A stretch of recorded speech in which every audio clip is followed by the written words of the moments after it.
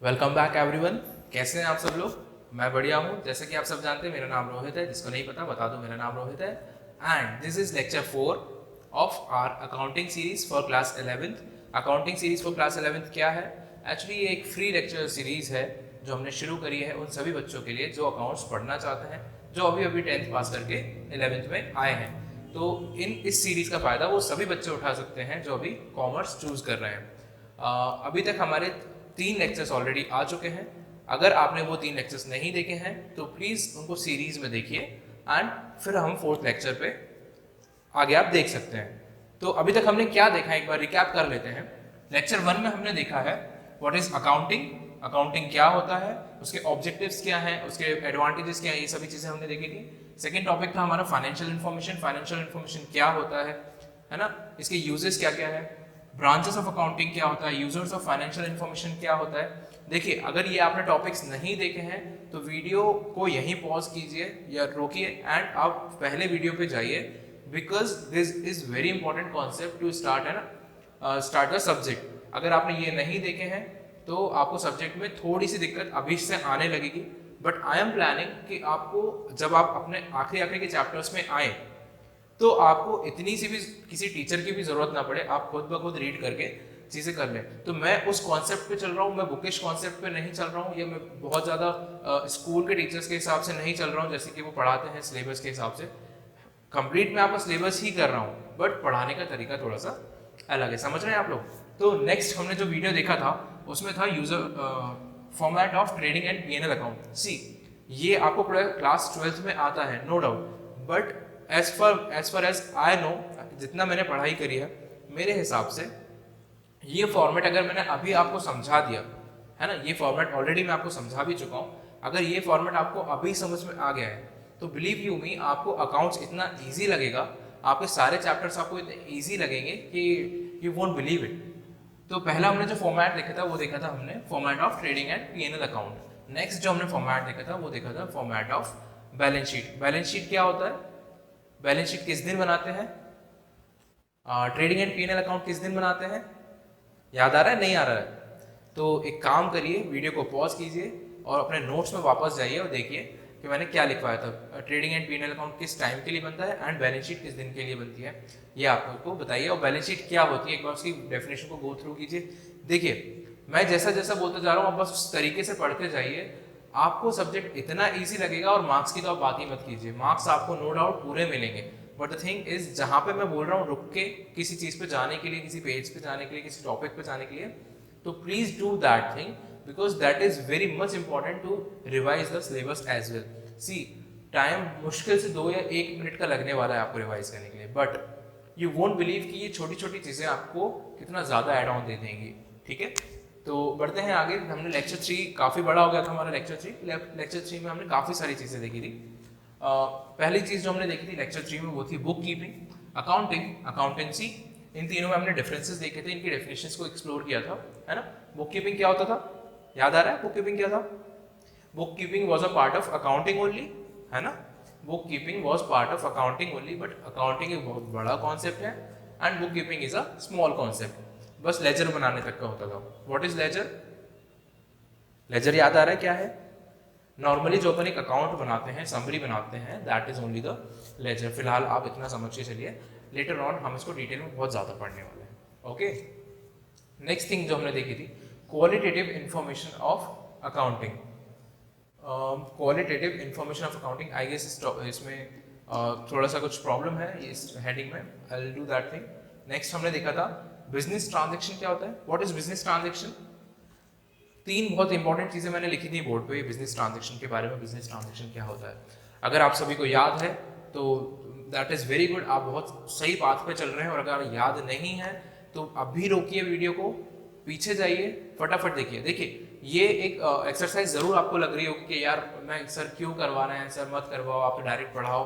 But अगर आपको बिना ट्यूशन के, बिना कोचिंग के बहुत अच्छे मार्क्स गेन करना है अकाउंट्स में, कॉमर्स में, तो इतना तो आपको करना पड़ेगा यार। ठीक है, मैं नहीं चाहता कि मेरे वीडियो जब खत्म हो जाए उसके बाद जब आप अपनी बुक्स उठाएं, ठीक है, तो आपको कुछ याद नहीं आ रहा है या कुछ प्रॉब्लम हो रही है या पढ़ा उठाने का टाइम ही नहीं मिल पा रहा, तो रिवाइज ही नहीं हो पा रहा। I don't want that thing कि वो बाद में हो। अगर हम कॉन्सेप्ट यहाँ से कुछ कनेक्टेड है वो आगे पढ़ने वाले हैं तो आपको ये चीज़ यहीं पे क्लियर होना चाहिए, तब तो हम आगे समझ में आएगा ना। ओके, तो अच्छा ये बहुत इंपॉर्टेंट टॉपिक हमने देखा था डेफिनेशंस, ठीक है। जो मैंने आपको ये डेफिनेशंस बताई थी, capital, drawing, liability, current, non current assets, current asset, non current assets, trade payables and stock and inventory, ये सारी जो डेफिनेशन थी आपने एक चीज ऑब्जर्व करी होगी या मेरे वर्ड्स को अगर उस दिन ध्यान दिया होगा तो बेसिकली ये किस चीज के एलिमेंट है, याद आ रहा है किस चीज के एलिमेंट है ये बैलेंस शीट के एलिमेंट है। अगर आपको बैलेंस शीट नहीं है याद तो वापस से बैलेंस शीट को फॉर्मेट देखिए एक बार और फिर उससे कंपेयर कीजिए, ये एक्चुअली बैलेंस शीट के ही आपके एलिमेंट्स हैं। सी समझ में आया बैलेंस शीट का फॉर्मेट मैंने क्यों बताया था आपको, पहले चीजें सारी कनेक्टेड है यार अकाउंट्स में, आपको ये चीजें समझना पड़ेंगी। और ये जो तरीका है मैं इसलिए ही डेवलप किया है क्योंकि मैंने खुद अकाउंट्स को 7-8 साल से पढ़ रहा हूँ एंड मुझे लगता है कि कई चीज़ें ये डिस्प्लेस्ड हैं, थोड़ा सा ऊपर कुछ चीज़ होना चाहिए थी, कुछ थोड़ा सा बाद में होना चाहिए था, है ना। तो मैं कोशिश कर रहा हूँ उसको अपने हिसाब से एडजस्ट करके आपको पढ़ाऊँ, बट आपका सिलेबस पूरा कंप्लीट हो रहा है और सीक्वेंस भी हम कोशिश कर रहे हैं वही रखें जो आपकी बुक्स में ऑलरेडी है, ताकि आप अपने स्कूल्स में भी अच्छे स्कोर कर पाएँ, ठीक है। तो ये अगर आपने नहीं देखे हैं 3 lectures, these are very important lectures to create a base, ठीक है। आगे भी हम जो देखेंगे 2-3 लेक्चर्स वो बहुत ज़्यादा इंपॉर्टेंट है to create a base for accounts subject. इनको आपने कर लिया है तो आपका काफ़ी अच्छा बेस अभी तैयार हो गया होगा, और अगर आपने नहीं देखे हैं तो please go and watch those lectures in the sequence. And चलिए आज हम रिकॉर्ड कर रहे हैं lecture 4, this is 24 July today, and कल से लॉकडाउन लगने वाला है भोपाल में, तो भोपाल में ही हम रिकॉर्डिंग कर रहे हैं। तो नो वेज हमने एक टेम्परेरी सॉल्यूशन निकाल लिया है, तो बढ़ते हैं हमारे लेक्चर की ओर, देखते हैं आज के टॉपिक्स क्या क्या है। ओके, तो आज के लेक्चर में हमको क्या देखना है, बेसिकली हमको देखना है खूब सारी डेफिनेशंस जैसे कि पिछले लेक्चर में हमने देखी थी, एंड डेफिनेशंस के बाद और डेफिनेशंस देखना है। सर डेफिनेशन क्यों देखना है, इतनी डेफिनेशंस क्यों दिखा रहे हो? बेटा देखो मैं आगे आपको चीज़ें समझाते जाऊँ लेकिन आपका जो बेस है वो क्लियर ना हो तो that will create a very big problem. तो मैं कोशिश कर रहा हूँ पहले आपको एक ओवरव्यू दे दूँ सारी चीज़ों का, देन हम सारी चीज़ों को डिटेल में तो देखने ही वाले हैं। हर जगह बार बार चीज़ें रिपीट होंगी, तो जब तक वो जितनी बार वो चीज़ें रिपीट हों उतनी बार आपकी चीज़ें और ज़्यादा क्लियर होंगी, है ना। जहाँ जहाँ उनको फिर से यूज होगा मैं दोबारा समझाऊंगा, बट अभी के लिए आपको ये समझना बहुत ज़्यादा ज़रूरी है। तो आज हम क्या क्या देखने वाले हैं, हम देखने वाले हैं receipts, revenue receipts and capital receipts, expenditure, expenditure में क्या क्या आने वाला है, capital expenditure, revenue expenditure, deferred revenue expenditure, okay.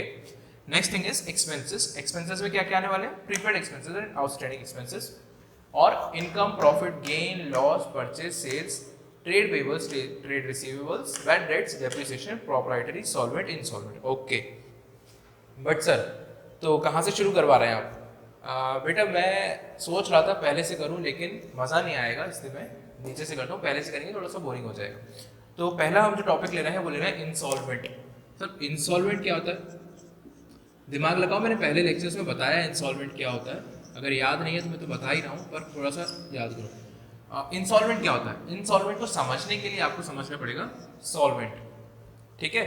Insolvent को समझने के लिए अपन को समझना पड़ेगा सॉल्वेंट। चलिए ओके, तो बेटा इंसॉल्वेंट क्या होता है? इंसॉल्वेंट को समझने के लिए तुम्हें समझना पड़ेगा व्हाट इज सॉल्वेंट। तो सर सॉल्वेंट समझा दो। हाँ बिल्कुल समझाऊंगा, मैं तो पढ़ाई इसलिए रहा हूँ समझाने के लिए। तो बेटा देखो क्या होता है, जब आप बिजनेस करते हो, ठीक है, तो आप खूब सारा पैसा कमाते हो, ठीक है, पैसा कमाते हो फिर लेकिन आप बहुत सारी उधारी भी ले लेते हो। अपन लोन लेते हैं ना बिजनेस करने के लिए, भाई मैं एक पर्सन, ये मेरा बिजनेस, मैंने पैसा डाला, अब बिजनेस मेरे पास तो कम पैसा था पर मुझे बिजनेस बहुत बड़ा चलाना है ना, तो मैंने क्या किया, बाहर से पैसा उधार ले लिया, ओके लोन हो गया। अब लोन भी ले लिया, लेकिन जो लोन लिया है वो किसने, बिजनेस ने लिया है, लेकिन कहीं ना कहीं मैंने, मतलब मैं ही हूँ ना उस चीज़ के लिए रिस्पॉन्सिबल, भाई मैं प्रॉपराइटर हूँ, मैं बिजनेस चला रहा हूँ। अगर मान लो मैं बाहर के लोगों के लोन नहीं दे पाया तो लोग मुझसे बोलेंगे कि भाई सर आपका बिजनेस है आप दो, है ना। तो हाँ हो सकता है, बट फिलहाल हम बात कर रहे हैं बिजनेस की और हम अलग अलग दोनों पर्सन, ओके। सॉल्वेंट का मतलब क्या है? सर क्या है, जब जो आपने बिजनेस ने, आपके बिजनेस ने जो उधारी बाहर से लेके रखी है ना, जब वो उधारी इतनी ज़्यादा हो जाए कि वो पे ही नहीं कर पा रहा है, उसके एसेट्स जो थे, उसके एसेट्स थे मशीन, बिल्डिंग, प्लांट, ये सब जो है, कैश वैश, बैंक बैलेंस, वो कम पड़ गए, वो कम पड़ गए और आपने लाइबिलिटी ज़्यादा कर ली, आप पे ऑफ ही नहीं कर पाए, आपने सारे एसेट्स बेच दिए अपने और सारी लाइबिलिटी पे करने के लिए, लोन्स पे करने के लिए, लेकिन तो भी लोन ज़्यादा बढ़ गए। आपकी लाइबिलिटी थी 10 करोड़, आपकी लाइबिलिटी थी 10 करोड़ की, आपके एसेट्स तो बस 8 करोड़ के थे, है ना। एसेट्स तो बस आपके एसेट्स तो बस 8 करोड़ के थे, तो 2 करोड़ क्या हुआ, आप पे ऑफ नहीं कर पाओगे, पे ऑफ नहीं कर पाओगे। तो सर एक बात बताओ, ऐसा कैसे हो गया कि एसेट्स कम पड़ गए और लाइबिलिटी ज़्यादा हो गई?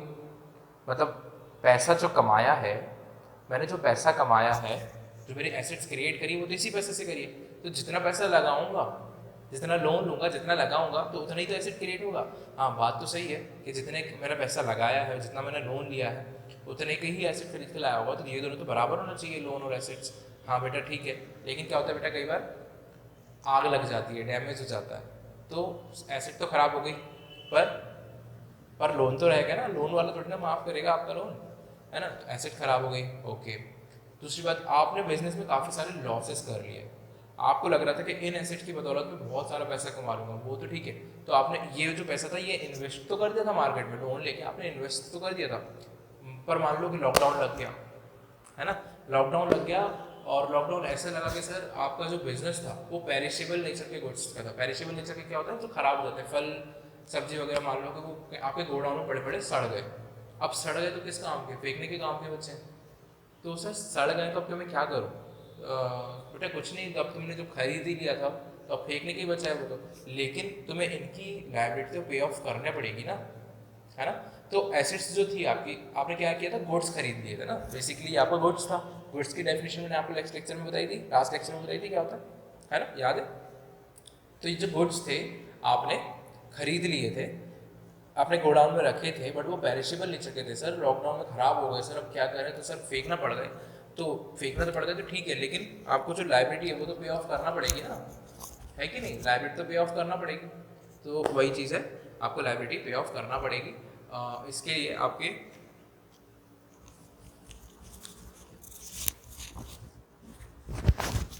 तो वही चीज़ है, लाइबिलिटी तो आपको पे ऑफ करना पड़ेगी, हाँ सर करना पड़ेगी। लेकिन यहाँ पे क्या हो रहा है, लाइबिलिटी मेरी ज़्यादा हो गई है, असेट्स मेरे कम पड़ गए।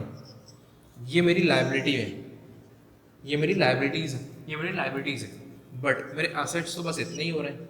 इतनी लाइबिलिटी मैं पे नहीं कर पा रहा हूँ, इतनी लाइबिलिटीज़ में पे ऑफ नहीं कर पा रहा हूँ। मतलब क्या हुआ, आपके पास पैसा ख़त्म हो गया, तो आप क्या करोगे? भाई मैंने तेरे से लोन लिया था, मेरे पास पैसा नहीं है, अब मैं क्या करूँ? मैंने तेरे से लोन लिया था, अब मेरे पास पैसा नहीं है, मैं क्या करूँ? बेटा तू कुछ भी कर। नहीं मैं कुछ नहीं कर पा रहा हूँ। तो बेटा हम कोर्ट जाएंगे। भाई अब चले जाओ कोर्ट में, मेरे पास तो पैसा नहीं है। तो अब आप ये सामने वाला बंदा कोर्ट चला गया भाई, लोन जिससे अपने लोन लिया था। तो कोर्ट ने क्या किया, बोला बताओ बिजनेस आपके पास पैसा है? ऐसे बोला नहीं है।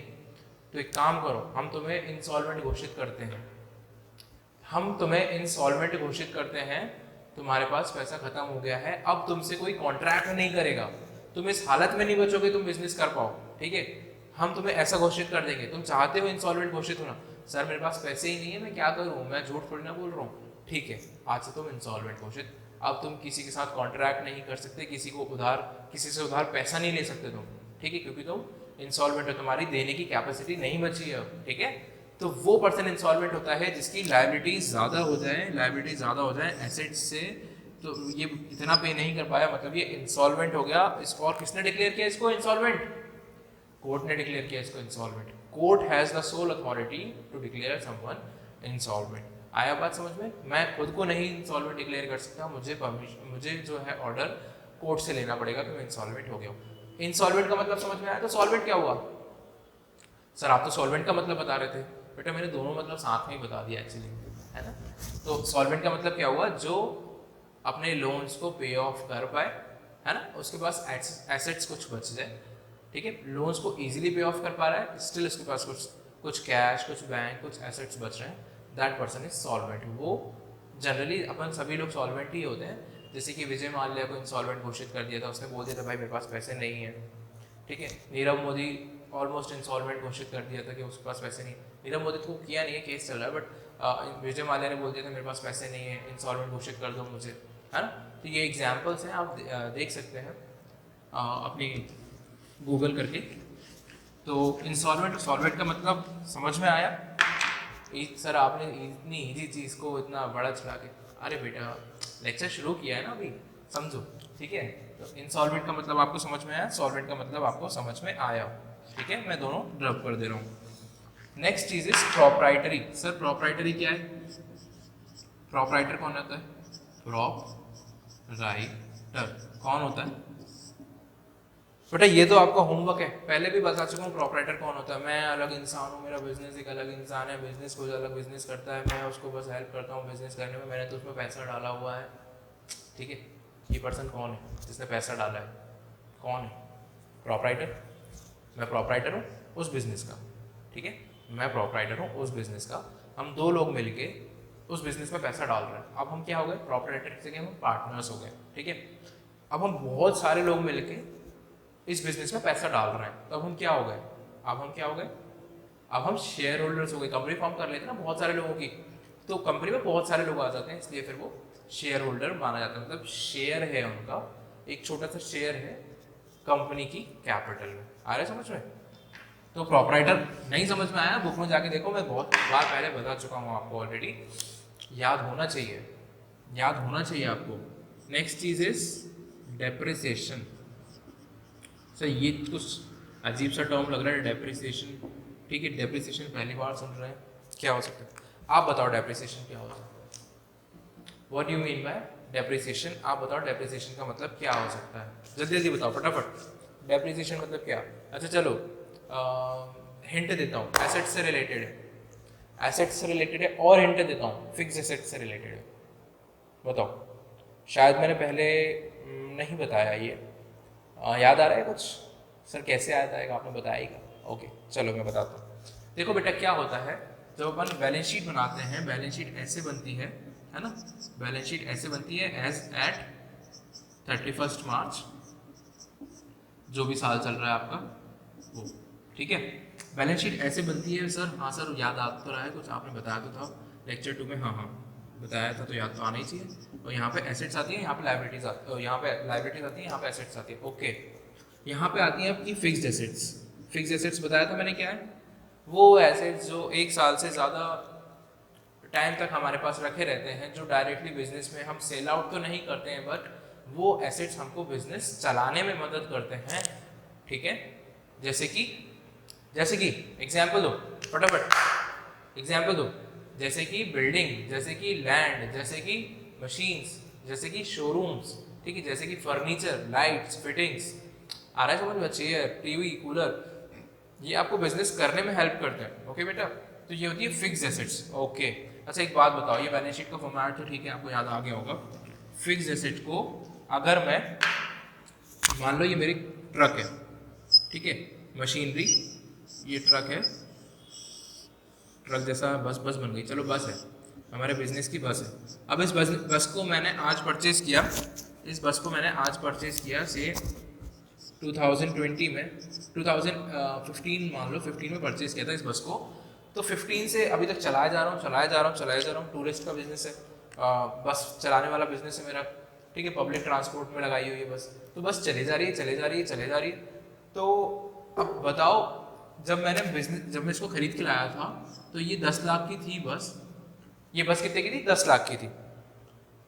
बट 10 साल, ये आज 2015 में खरीद के लाया था, आज है 2020, से 5 से 6 साल इसको हो गए हैं, 5 से 6 साल हो गए। तो अब बताओ, जब मैं इसको मार्केट में बेचने जाऊंगा तो 10 लाख की बिकेगी क्या वापस से? 10 लाख की बिकेगी क्या ये वापस से? हाँ नहीं बिकेगी ना सर। क्यों नहीं बिकेगी सर? पुरानी हो गई है ना। हाँ पुरानी हो गई तो 10 लाख की नहीं बिकेगी। अरे सर आज इसकी मार्केट में इतनी वैल्यू थोड़ी ना है 10 लाख की, भाई टायर पुराने हो गए सर, इसकी जो ये सामान लगा हुआ है, खिड़कियाँ टूट गई होंगी, कुछ इंजन भी इसका, हाँ इंजन तो सर बहुत घिस गया होगा। इंजन अब उतनी कैपेसिटी थोड़ी ना देगा। इंजन पहले 100 की स्पीड 30 सेकंड में बढ़ा देता था, 30 सेकंड क्या बहुत ज़्यादा बोल दिया, 10 सेकंड में बढ़ा देता था, तो अब इतना थोड़ी ना देगा, समझ रहे हैं? तो हाँ सर बात तो सही है आपकी। तो ये क्या हुआ, मतलब अगर 2015 में ये जो स्पीड दे रहा था मुझे 100 की स्पीड में 30 सेकंड में पहुंचा रहा था, से 10 सेकंड में पहुंचा रहा था, 10 सेकंड में 100 की स्पीड पे पहुंचा रहा था, ये 2020 में 100 की स्पीड पे पहुंचाने के लिए 50 सेकंड ले रहा है सर। क्यों ले रहा है? ऐसा क्या हुआ इस बीच में, इस टाइम पीरियड में ऐसा क्या हुआ? सर चलने के साथ उसकी कैपेसिटी कम हो गई, है ना, ड्यू टू यूज उसकी कैपेसिटी कम हो गई, ठीक है, उसकी लाइफ भी कम हो गई है। अब तो खैर इस टाइम पे उसकी लाइफ तो से मान लो बस की लाइफ एवरेज लाइफ 10 साल होती है एक बस की चलाने की, तो यहाँ पे उसकी लाइफ कितनी थी? यहाँ पे उसकी लाइफ कितनी थी? 10 साल पूरी थी। अब यहाँ पे कितनी बची? 4 साल बची ना बेटा, लाइफ भी तो कम हो गई उसकी अब, है ना। एक इंसान बूढ़ा होता जाता है, जब वो जवान होता है तो आप उसको खूब यूज कर सकते हो, लेकिन बूढ़ा हो जाता है तो आप उससे उतना काम नहीं करवा सकते, है ना। तो that's the same concept, machine भी डिग्रेड हो जाती है, तो उसी कॉन्सेप्ट को जो डिग्रेडेशन वाला चीज़ है जो किस वजह से हो रहा है, ड्यू टू यूज हो रहा है ना, ड्यू टू उसकी ऑब्सोलेसेंस, मतलब कि उसको बार बार हम यूज करे जा रहे हैं इसलिए वो घिसता जा रहा है। उस चीज़ को बोलते हैं डेप्रिसिएशन, ठीक है। डेप्रिसिएशन क्या होता है?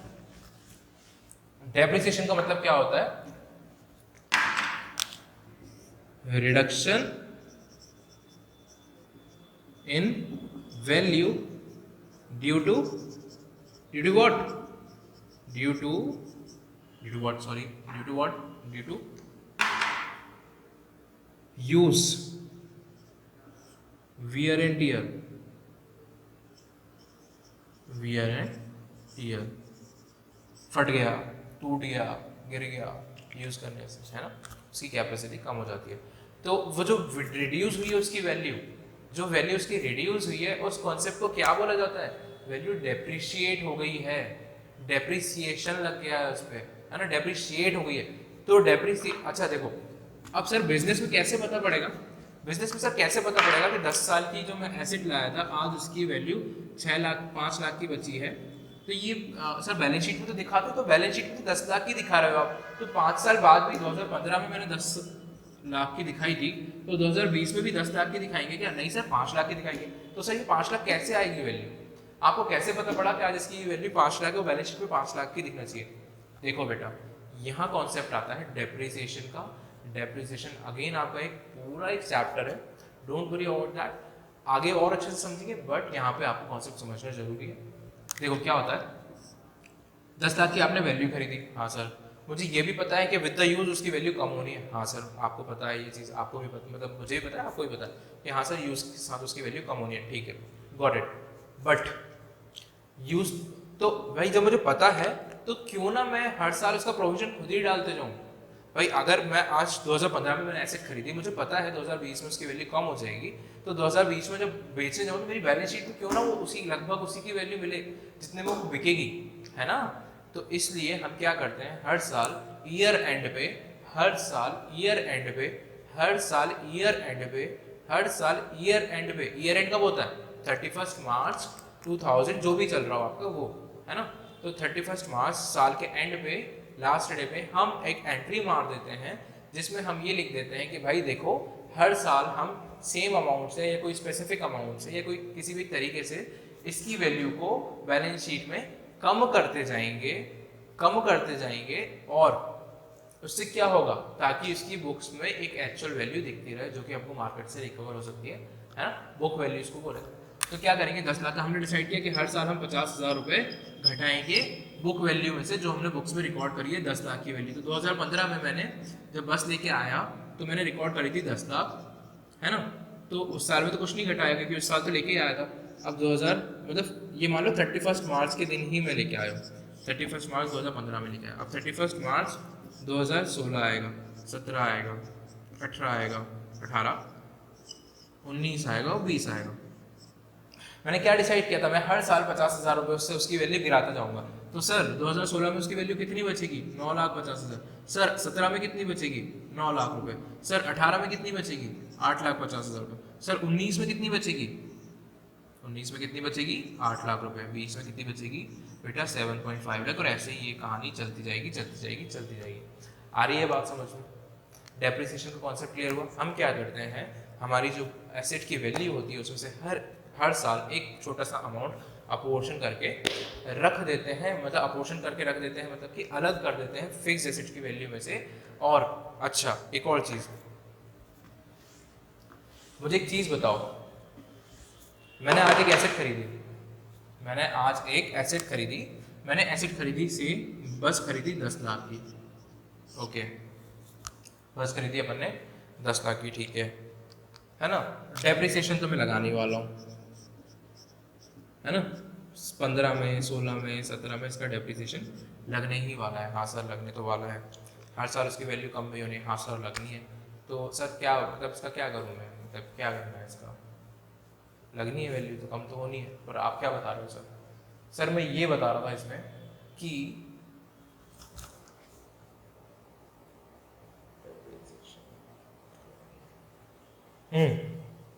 सॉरी मैं भूल गया था। तो मैं ये बता रहा था कि देखो सर एक बात बताओ, मुझे एक चीज़ क्लियर नहीं हो रही, आपने आज 10 लाख की वैल्यू की एसेट खरीदी, हाँ सर खरीदी, तो आज पूरा का पूरा आपने खर्चों में क्यों नहीं डाल दिया? पूरा का पूरा उठाते 10 लाख की वैल्यू प्रॉफिट एंड लॉस में डालते हो, खत्म करते ना सर, पूरा का पूरा उसको खर्चे में डालते, खर्चे में क्यों नहीं डाला? बेटा देखो क्या एसेट ने आप ये जो आपने बस खरीदी आपको क्या एक ही साल में फ़ायदा दे देगी पूरा? नहीं सर, ये आने वाले 5-10 साल तक आपको फ़ायदा देगी, है ना। तो आप बताओ प्रॉपर तरीका क्या होना चाहिए? क्या मैं इसको एक ही साल में पूरे डाल दूँ? क्या मैं सारा खर्चा उठा के एक ही साल में डालना चाहिए? आप बताओ। इनकम अलग अलग सालों में हो रही है तो खर्चे भी अलग अलग सालों में बुक करना चाहिए, करना चाहिए ना। हर साल अलग अलग जितनी इनकम हो रही है उसके हिसाब से थोड़ा थोड़ा मुझे हर साल खर्चा डालना चाहिए। तो बेटा इसीलिए ही डेप्रिसिएशन का कॉन्सेप्ट आया कि हम हर साल एक खर्चा बुक करते जाएं P&L अकाउंट में, और उस चीज़ को हमने नाम दे दिया है डेप्रिसिएशन, जो कि इसका कुछ परसेंटेज हो सकता है या कोई फिक्स अमाउंट भी हो सकता है। परसेंटेज में भी तो 10 लाख का 5% भी हो सकता है, 10% भी हो सकता है, या हम डिसाइड कर सकते हैं 10 लाख का में से 50,000 रुपये हम हर साल कम करेंगे डेप्रिसिएशन के नाम पे। आ रहा है समझ में? डेप्रिसिएशन का कॉन्सेप्ट क्लियर हो गया हो तो एक बार फटाफट वीडियो पॉज करो, बुक से जाके रीड करो। मैं डेफिनेशन आपको अभी रीड नहीं करवाने वाला, दैट इज योर होमवर्क। आप फटाफट पहले रीड करो फिर आप वीडियो को कंटिन्यू करना, ओके। बढ़ते हैं नेक्स्ट टॉपिक की ओर। Now the next topic is bad debts. Bad debts, bad debts, bad debts. Sir bad debts क्या होता है? देखो बैड डेट्स आप अभी नहीं समझ पाओगे, इसको समझने के पहले आपको समझना पड़ेगा trade payables. Sir trade payables क्या होता है? और बेटा इसको डेटर भी बोला जाता है, डेटर, डेबिटर नहीं बोलते हैं इसको, डेबिटर नहीं बोलते हैं इसको, बैड डेब्ट नहीं बोलते हैं इसको, बैड डेट ही बोलते हैं। इस तरीके से इसका प्रोनाउंसिएशन होता है, ठीक है। तो डेटर क्या होता है बेटा? देखो क्या होता है, देखो क्या होता है, आप जब बिजनेस करते हो तो बिजनेस में आप सामान खरीद के लाते हो, दो तरीके के सामान खरीद के लाते हो। एक तो वो सामान खरीद के लाते हो जिसमें आप डील करते हो, एक तो वो सामान अपन खरीद के लाते हैं जिसमें अपन डील करते हैं। सपोज करो मेरी किराने की दुकान है तो मैं किराने का सामान खरीद के लाता हूँ क्योंकि मैं उसमें बेचता हूँ। बट वेइंग मशीन खरीद के लाता हूँ, क्या मैं उसको बेचता हूँ? नहीं सर, उसमें तो आप तोलते हो, ओके। मैंने फर्नीचर लगा के रखा, काउंटर लगा के रखा हुआ है, क्या मैं उसको बेचता हूँ? नहीं सर, आप उसको नहीं बेचते। मैंने जो साइड में अपना फर्नीचर वो करवा के रखा है जिसमें मैं सामान रखता हूँ, है ना, क्या मैं उसको बेचता हूँ? नहीं सर, आप उसको भी नहीं बेचते। तो बेटा ये क्या करता है, ये चीज़ें मुझे हेल्प करती हैं बिजनेस करने में। ये फिक्स एसेट्स हैं मेरी, ये फर्नीचर मशीनरी मेरी फिक्स एसेट्स है। हाँ सर समझ गए, आगे बढ़ो। लेकिन जो मैं गुड्स खरीद के लाता हूँ, से मैंने किराने की शॉप खरीदी तो जो ग्रॉसरी का सामान है वो मैं बेचने के लिए ही लाता हूँ। और जिन लोगों से मैं खरीद के लाया उनसे मैंने सपोज करो उधारी में लिया है, कैश में सामान नहीं लिया है, मैंने उनसे किस में लिया है? उधारी में लिया है। और जिनसे उधारी में आप सामान खरीद के लाए हो मतलब उनको पेमेंट करना है। जिनसे आप सामान उधारी में खरीद के लाए हो उनको पेमेंट करना है, तो पेमेंट करना है तो उसको क्या बोलेंगे? सॉरी ये एक गलती हो गई, इसको डेटर नहीं बोलते, उसको बोलेंगे ट्रेड पेबल्स। ट्रेड मतलब क्या? मैंने आपको बहुत अच्छा एग्जाम्पल दिया था, बहुत अच्छे तरीके से समझाया था जब ट्रेडिंग एंड P&L अकाउंट हम देख रहे थे। ट्रेड का मतलब क्या होता है, ट्रेडिंग का मतलब क्या होता है, तो वहीं से वर्ड आया। जिस चीज़ में आप डील करते हो, जिन चीज़ों में आप डील कर रहे हो, जिन गुड्स को आप बेच रहे हो, सेल कर रहे हो, जो सर्विसेज आप दे रहे हो, सर्विसेज के लिए नहीं होता है, सॉरी, ट्रेड मतलब सिर्फ गुड्स के लिए होता है, तो जिन गुड्स में आप डील कर रहे हो उनको बोलते हैं हम ट्रेड पेबल्स। ओके, समझ में आ रहा है? उन लोगों को बोलते हैं हम ट्रेड पेबल्स जिनसे अपन सामान खरीद के लाए हैं। कौन से नेचर का? उस नेचर का जिसमें हम डील करते हैं, फर्नीचर का नहीं बात कर रहे हैं, उस नेचर का जिसका में हम डील करते हैं, जैसे कि गुड्स, जो गुड्स हम खरीद के लाते हैं, जैसे कि किराने की शॉप का ग्रॉसरी। ओके, तो उन लोगों को पेमेंट करना है तो उनको बोलते हैं ट्रेड पेबल्स। ओके सर, बहुत बढ़िया बात। अच्छा, तो सर जब आप उधारी में खरीद के ला सकते हो तो आप उधारी में बेच भी तो सकते हो। हाँ सर, होता है ऐसा। आसपास के लोगों ने मेरे से पहचान बना ली, खूब मस्का मार मार के कि सर मतलब भैया आपकी दुकान पे तो ये सामान भी है, वो सामान भी है, हम तो यहीं रहते हैं, आप बताओ कि क्या करना है ये वो। और सर फिर 2-3 दिन तो रेगुलर आए, फिर बोलते हैं कि बेटा और सर एक काम करो भैया, हमको उधारी में सामान दे दो, हमारा खाता बना दो, महीने के महीने हमारी सैलरी आती है, महीने के महीने पे कर देंगे। कॉन्फिडेंस जीत गया यार उन्होंने मेरा, मस्का मार मार के, है ना। कॉन्फिडेंस जीत गया उन्होंने मेरा भरोसा जीत लिया। तो मैंने कहा ठीक है, आज से ये रजिस्टर में तुम्हारा बना रहा हूँ, इस पेज में तुम्हारा नाम। ओके, तुम मुझसे उधार सामान लेके जा रहे हो। मैंने कहा ठीक है। अब वो मुझसे उधार सामान लेके जा रहे हैं, मैं जब उधार लेके आ रहा था किसी से, उसको बोल रहा था ट्रेड पेबल्स। तो जब मैं किसी को उधार सामान दे रहा हूँ तो उसको क्या बोलेंगे? ट्रेड। हाँ, ट्रेड, क्योंकि गुड्स के बारे में बात हो रही, trade receivables. Trade receivables. Payable क्या है? जिससे सामान खरीद के लाए हो, जिससे आप परचेज कर रहे हो, कौन सा सामान जिसमें आप डील कर रहे हो। और ट्रेड रिसीवेबल का मतलब होता है जिसको आपने उधारी में सामान बेचा है, वो होते हैं आपके ट्रेड रिसीवेबल्स। आ रहा है समझ में, है ना। ट्रेड रिसीवेबल्स को बोलते हैं हम डेटर्स। ट्रेड रिसीवेबल्स को डेटर्स भी बोलते हैं, डेबिटर नहीं बोलते हैं, डेबिटर नहीं बोलते हैं, डेटर्स बोलते हैं, ठीक है, डेटर बोलते हैं। और अब मान लो जिन लोगों ने मेरा भरोसा जीता था, जहाँ पे मैंने दुकान खोली थी वहाँ पे 2-3 लोग आने लगे थे और उन 2-3 लोगों ने मेरा भरोसा जीत लिया था, रजिस्टर में अपना अकाउंट खुलवा दिया था उधार सामान लेने के लिए। बट वो भाग गए, उन्होंने मेरा पैसा नहीं दिया, वो घर खाली करके चले गए, उधारी छोड़ गए मेरी, पैसा नहीं दिया। मैंने उनको बहुत ढूंढा, मैंने तो मतलब पूरा शहर छान मारा उनको पैसे इकट्ठा करने के लिए। मुझे 750 रुपये लेने थे उनसे, टोटल पूरे मिला के 750 रुपये थे। मैंने पूरा शहर छान मारा, मैंने लाखों रुपए खर्च कर दिए, पर वो मुझे नहीं मिले। उनको ढूंढने के लिए मैंने लाखों रुपए खर्च कर दिए, 750 रुपये रिकवर करने थे, क्योंकि मुझे उनसे वो नहीं मिले। मतलब क्या हुआ, मैंने सर दीवार में मार लिया कि भाई पैसा तो डूब गया। मतलब क्या हुआ? डूब गया मतलब डेट, उधारी जो थी बैड हो गई। डेट जो उधारी थी वो बैड हो गई, जो डेट था वो मेरा डूब गया, वो मेरा पैसा चला गया, अब वो रिकवर नहीं होगा। उसको क्या बोलते हैं? जो सामान आपने बेचा क्रेडिट में, उसका जो पैसा मिलना था नहीं मिला। मेरे को 2-3 मैंने पूरी कोशिश करी मिल जाए, पर नहीं मिला, तो वो क्या हो गया? बैड डेट हो गया, वो पैसा डूब गया, वो पैसा अब रिकवर नहीं होगा, ये होगा मेरा बैड डेट। आया बेटा समझ में? आया समझ में? मैं फटाफट आपके लिए बैड डेट की डेफिनेशन एक बार रीड आउट कर देता हूँ। आई डोंट थिंक कि आपको यहाँ पे समझ में नहीं आया होगा, आई गेस बहुत अच्छे से समझ में आ गया होगा। एक बार वो फटाफट उसकी डेफिनेशन रीड आउट कर देता हूँ। मैं एक्सपेक्ट कर रहा हूँ कि आप हर चीज़ की डेफिनेशन खुद से पढ़ोगे, बट यार देखो, दोनों तरफ से रखना है चीज़, अपन को दोनों तरफ से कम्युनिकेशन रखना है। जहाँ नहीं समझ में आ रहा है आप मुझे, या मेरा कोई तरीका समझ में नहीं आ रहा है, आप मुझे कमेंट बॉक्स में बताओ, मैं ज़रूर आपकी उस चीज़ को हेल्प करने में, सॉर्ट आउट करने में हेल्प ज़रूर करूँगा, ठीक है।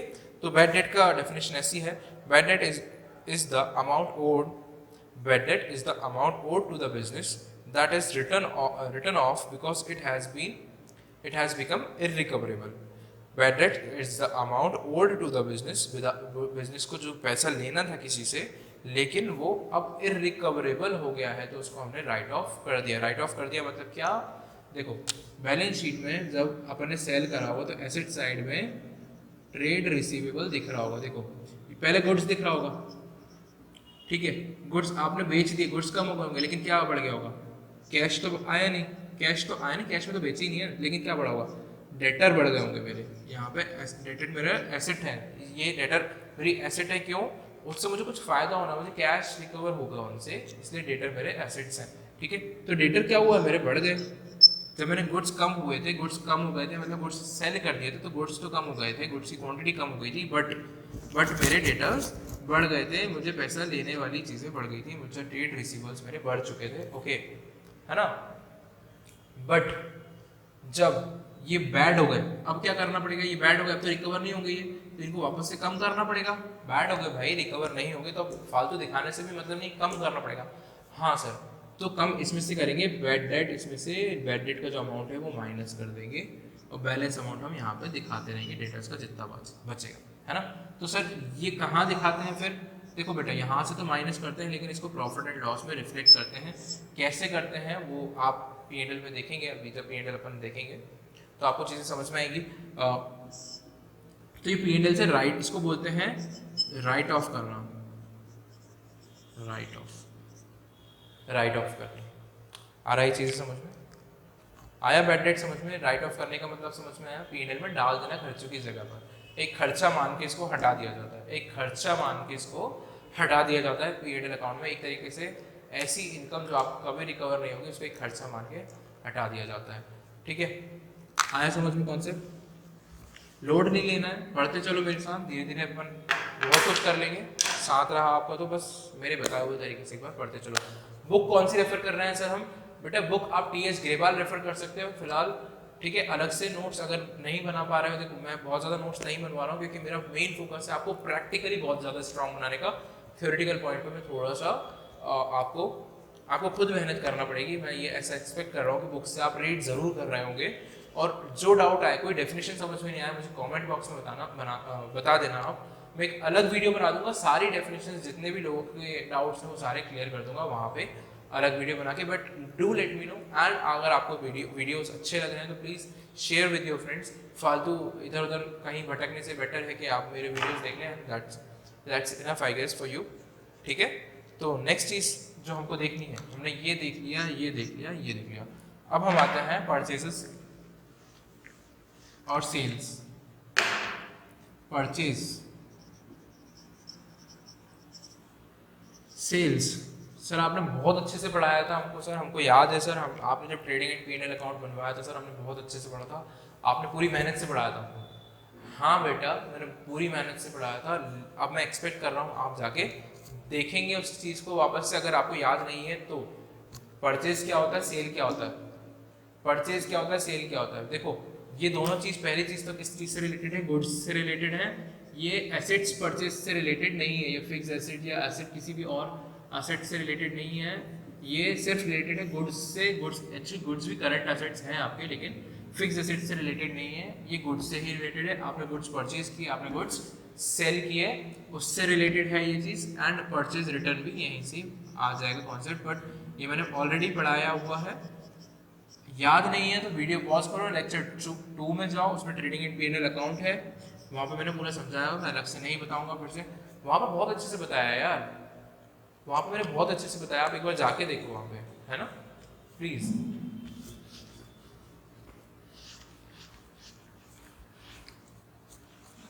ओके तो ये चीज़ें भी हो गई। सर लॉस क्या होता है, लॉस क्या होता है, लॉस तो ठीक है, पहले प्रॉफिट बताओ, प्रॉफिट क्या होता है। हाँ प्रॉफिट क्या होता है, डेफिनेशन फॉर्म में पढ़ूँ तो profit means income earned bye the business, profit means income earned bye the business from its operating activities. Profit means income, profit means what, income, okay. कहाँ से अर्न करी आपने, earn by business from its operating activity, business ने जो earn करी है। Profit मतलब income जो बिजनेस ने अर्न करी है, कहाँ से, ऑपरेटिंग एक्टिविटी। ऑपरेटिंग एक्टिविटी मतलब क्या बेटा, ऑपरेटिंग एक्टिविटी मतलब क्या, ऑपरेटिंग एक्टिविटी मतलब वो एक्टिविटी जो कि, ऑपरेटिंग एक्टिविटी मतलब वो एक्टिविटी जो कि आपकी डेली नेचर की एक्टिविटी है, डेली नेचर की एक्टिविटी है, डेली नेचर की एक्टिविटी है। सर डेली नेचर की एक्टिविटी मतलब क्या, भैया मेरी ग्रॉसरी शॉप है, मैं ग्रॉसरी बेचता हूँ, है ना। ग्रॉसरी बेचने के लिए जो खर्चे कर रहा हूँ, एक लड़का रखा है, ज़रूरत थी उसकी, लड़का रखा है। लाइट की ज़रूरत थी, लड़का रखा है, लाइट भी लगवा ली, है ना। अब ट्रांसपोर्ट करवाना, होम डिलीवरी देता हूँ तो ट्रांसपोर्ट आता है सामान, तो अगेन ट्रांसपोर्ट देना पड़ता है ना। साफ़ सफाई लगती है थोड़ी बहुत, है ना, रिपेयर एंड मेंटेनेंस थोड़ा बहुत टूट फूट होती रहती है, चूहे खा गए तो सब टूट फूट होती रहती है। तो ये होती है डेली नेचर की एक्टिविटी, इसको बोलते हैं ऑपरेटिंग एक्टिविटी। ऑपरेशंस चलाते रहने के लिए, ऑपरेशंस किस चीज़ का, ग्रॉसरी शॉप की ऑपरेशंस चलाते रहने के लिए जो एक्टिविटीज ज़रूरी होती हैं वो होती है मेरी ऑपरेटिंग एक्टिविटी। और ऐसा प्रॉफिट जो मैंने कमाया हो ऑपरेटिंग एक्टिविटी मतलब ग्रॉसरी शॉप से, ऐसा प्रॉफिट जो मैंने ग्रॉसरी शॉप से कमाया वो मेरा ऑपरेटिंग प्रॉफिट या मेरी इनकम या प्रॉफिट उसको आप बोल सकते हो। ठीक है, प्रॉफिट आप क्या बोलोगे, profit means income earn by the business from its operating activity, that is the activity carried out by the enterprise to earn profit. Okay, got it? Okay sir, आ गया समझ में प्रॉफिट का मतलब। What do mean by loss? देखो, या तो आप प्रॉफिट कमाओगे, या तो प्रॉफिट कमाओगे साल भर में प्लस में चले जाओगे, या तो आप लॉस में चले जाओगे। आया समझ? प्रॉफिट का मतलब होता है फायदा किया, लॉस का मतलब होता है खर्चे ज़्यादा हो गए, इनकम तो कुछ आई नहीं। ठीक है, खर्चे इतने हो गए कि मैं अपने प्रॉफिट तो आई ही नहीं बल्कि लॉस हो गया, मेरे खर्चे ज़्यादा हो गए, इनकम बहुत कम हुई। 100 रुपये का सामान बेचा सर, 100 रुपये का सामान बेचा, लेकिन उसमें मेरे खर्चे तो 120 रुपये के हो गए, मतलब क्या हो गया, लॉस कर लिया सर मैंने, कितने का, 20 रुपये का। आया समझ? ठीक है, लॉस की डेफिनेशन क्या है? Loss is expense, excess of expenses of a period over its revenue. ठीक है, जो इनकम है उससे ज़्यादा मेरे खर्चे हो गए किसी भी एक पीरियड में। पीरियड कब से होता है? 1 अप्रैल 2000 सो एंड सो से लेके 31 मार्च 2000 सो एंड सो। ठीक है, आया समझ में? अच्छा, एक और इम्पॉर्टेंट चीज़ मैं बताता हूँ। देखो, मैंने आपको बताया था प्रॉफिट एंड लॉस का जो फॉर्मेट होता है उसमें यहाँ पे मेरा ग्रॉस प्रॉफिट आ जाता है। ठीक है, ग्रॉस प्रॉफिट के बाद यहाँ पे एंड में नेट प्रॉफिट आता है ना, बताया था, याद आ रहा है? यहाँ पे नेट प्रॉफिट जो आता है, अब ये नेट प्रॉफिट क्या होता है? यहाँ पे तो ये अकाउंट आपका बैलेंस हो गया। नेट प्रॉफिट क्या होता है बेटा? ये जाता है बैलेंस शीट में, सिर्फ और सिर्फ प्रॉफिट एंड लॉस का एक ही फिगर बैलेंस शीट में ट्रांसफर होता है। देखो, पहले बनता है प्रॉफिट एंड लॉस, फिर बनती है बैलेंस शीट, है ना।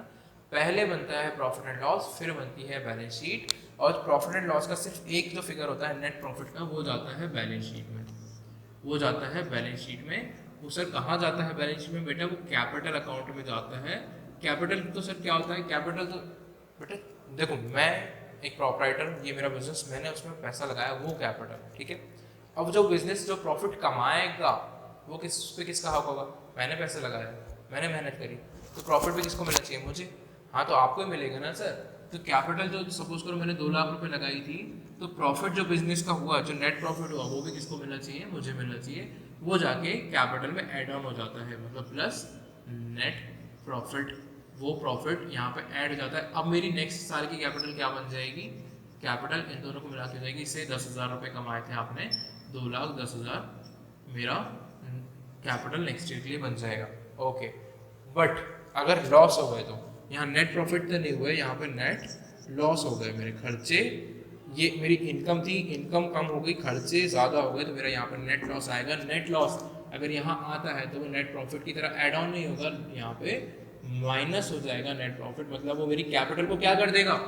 कैपिटल को कम कर देगा, कैपिटल को रिड्यूस कर देगा, कैपिटल को कम कर देगा। आ रहा है समझ में? तो लॉस क्या करता है? ओनर की इक्विटी जो है, ओनर की जो इक्विटी है, ओनर का जो कैपिटल है, उसको रिड्यूस कर देता है। आ रहा है समझ में? ओके, नेक्स्ट जो हमारी चीज बची है गेन। गेन क्या होता है हमारा? गेन का मतलब क्या होता है? देखो, gain is the increase in owner's equity resulting from something other than the day to day earning from the irregular non recurring. Okay, देखो, आपने खरीदी थी फिक्स्ड एसेट, आपने खरीदी थी फिक्स्ड एसेट, आपने खरीदी थी फिक्स्ड एसेट, आपने खरीदी थी फिक्स्ड एसेट से मशीनरी। मशीन जो आपने खरीदी थी, मशीन में पूरा लिख देता हूँ। मशीन जो आपने खरीदी थी, आपने खरीदी थी 10 लाख की, 3 साल आपने यूज़ किया, उस पर डेप्रिसिएशन आपने से 3 लाख का लगा दिया, डेप्रिसिएशन आपने 3 लाख का लगा दिया, डेप्रिसिएशन मैंने आपको अभी बताया। आज उसकी 3 साल बाद वैल्यू बची है 7 लाख। ओके, मुझे मार्केट से कितनी वैल्यू मिलना चाहिए इसकी? 7 लाख रिकवर होना चाहिए, बट मुझे तो हो गए भैया, आज मैं बेचने गया, मेरे काम की नहीं बची थी मशीन, मार्केट में बेचने गया, मुझे आज कितने मिल गए? 7,10,000 रुपये मिल गए। तो 10,000 रुपये जो एक्स्ट्रा आपको मिल गए, 10,000 रुपये जो आपको एक्स्ट्रा मिल गए, सॉरी 10,000 रुपये जो आपको एक्स्ट्रा मिल गए वो आपका क्या है? गेन है सर, प्रॉफिट है सर मेरा। ओके, देखो क्या होता है बिजनेस में, नॉर्मल एक्टिविटीज़ और मतलब नॉन नॉर्मल एक्टिविटीज़ जो होती है, एक तो ऑपरेशनल एक्टिविटीज़ होती है, वहाँ से जो प्रॉफिट होता है उसको एक अलग प्रॉफिट रखते हैं, और जो अदर एक्टिविटीज़ से अगर आपको प्रॉफिट हो जाए वो अलग रखते हैं। सपोज करो आपको कहीं से इंटरेस्ट की इनकम हो गई, आपके पास पैसा बहुत ज़्यादा था, बैंक में पैसा पड़ा हुआ था, बैंक वालों ने आपको इंटरेस्ट दे दिया, ब्याज दे दिया, ठीक है, तो वहाँ से जो इनकम हो गई, से आपके पास पैसा ज़्यादा था, आपने किसी और कंपनी के शेयर्स आपके बिजनेस ने खरीद के रखे थे, उस पर डिविडेंड मिल गया, वो भी आपकी एक एक्स्ट्रा इनकम हो गई। ओके, तो वहाँ से जो इनकम हुई है उसको आप अलग रखोगे, ठीक है। और नॉर्मल बिजनेस इनकम को, मेरी किराने की शॉप को मैं अलग रखूंगा, मेरे जो डिविडेंड से इनकम हो रही है वो मैं अलग रखूंगा, इंटरेस्ट से इनकम हो रही है अलग रखूंगा। फर्नीचर मैंने बेच दिया था, मेरी वेइंग मशीन थी वो मैंने बेच दी थी, 10 लाख के लिए आया था 3 साल पहले, 7 लाख उसकी वैल्यू बची थी मेरी बुक्स में, बट मैंने 7,10,000 में उसको बेच दी, 10,000 रुपये मेरा फायदा हुआ। तो सर नॉर्मल इनकम को तो मैंने बोला था प्रॉफिट बोलेंगे, नॉर्मल इनकम को प्रॉफिट बोलेंगे, नॉर्मल एक्टिविटीज से होने वाली इनकम को प्रॉफिट बोलेंगे, तो इसको हम क्या बोलेंगे? गेन बोलेंगे। किस चीज़ को? जो नॉन नॉर्मल एक्टिविटीज से हो रही है, नॉन ऑपरेटिंग एक्टिविटीज से हो रही है, ठीक है, नॉन रिकरिंग नेचर की भी है। इवन प्रॉफिट रिकरिंग नेचर का होता है, गेन नॉन रिकरिंग नेचर का होता है। आ रहा है समझ में? गेन नॉन रिकरिंग नेचर का होता है। आई गेस आपको चीज़ें क्लियर हुई होगी।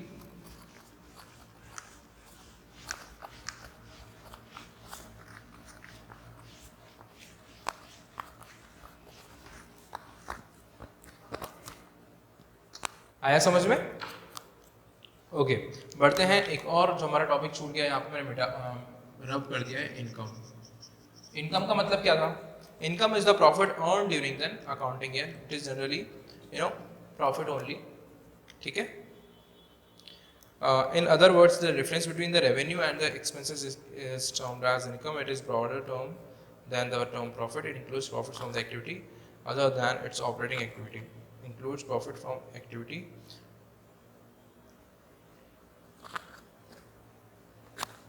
Okay. बेटा देखो यहाँ पे क्या है, इनकम। आपको मैंने गेन बता दिया, आपको मैंने प्रॉफिट बता दिया। गेन और प्रॉफिट को जब मैं दोनों को मिला दूंगा वो चीज़ बनती है इनकम। इनकम क्या है? गेन और प्रॉफिट को मिला दो तो इनकम। ये गेन क्या है? Non normal activities, non normal activities, ये नॉर्मल एक्टिविटीज है ना। ये इरेगुलर नेचर का, बार बार नहीं होगा, 1-2 बार ही होता है, रेगुलरली नहीं होता है, ये रेगुलर नेचर का है, ठीक है। इन सबको जब मैं मिला दूं तो मेरे को इनकम मिल जाएगी मेरी, ठीक है, बिजनेस की इनकम आ जाएगी।